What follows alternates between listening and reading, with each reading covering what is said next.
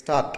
నా పేరు దీప్తిక. నేను జిల్లా పరిషత్ ఉన్నత పాఠశాల అనకనాల్ గ్రామంలో 5వ తరగతి చదువుతున్నాను. ఇక్కడ కనిపిస్తున్న 16 పదాలను రివర్స్ లో చెప్తాను. అంతేకాకుండా నా ఫ్రెండ్ గౌతమి అడిగే 16 ప్రశ్నలకు సమాధానాలు కూడా చెప్తాను. మేట, జాలువారు, క్షేమం, దృశ్యం, లంక, వాగు, పాట, పొద్దు, బారులు, కదం తొక్కు, సంధ్యవేళ, కామధేనువు, భువి, పతకం, స్తోత్రము, యోధ, స్తోత్రము, పతకం, భువి, కామధేనువు, సంధ్యవేళ, కదం తొక్కు, బారులు, పొద్దు, బాట, వాగు, లంక, దృశ్యం, క్షేమం, జాలువారు, మేట. మేట అంటే అర్థం ఏమిటి?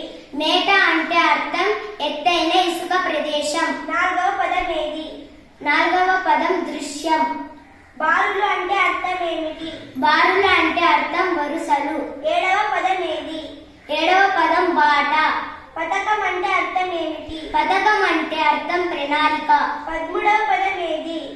13వ పదం భువి. యోధ అంటే అర్థం ఏమిటి? యోధ అంటే అర్థం యోధుడు. 15వ పదం ఏది? 15వ పదం స్తోత్రము. బాట అంటే అర్థం ఏమిటి? బాట అంటే అర్థం దారి. 5వ పదం ఏది? 5వ పదం లంక. క్షేమం తర్వాత వచ్చే పదం ఏది? క్షేమం తర్వాత వచ్చే పదం దృశ్యం. 9వ పదం ఏది? 9వ పదం బారులు. భూమి ముందు వచ్చే పదం ఏది? భూమి ముందు వచ్చే పదం కామధేనువు. 11వ పదం ఏది? 11వ పదం సంధ్యవేళ. పతకం తర్వాత వచ్చే పదం ఏది? పథకం తర్వాత వచ్చే పదం స్తోత్రము. 2వ పదం ఏది? 2వ పదం జాలువారు.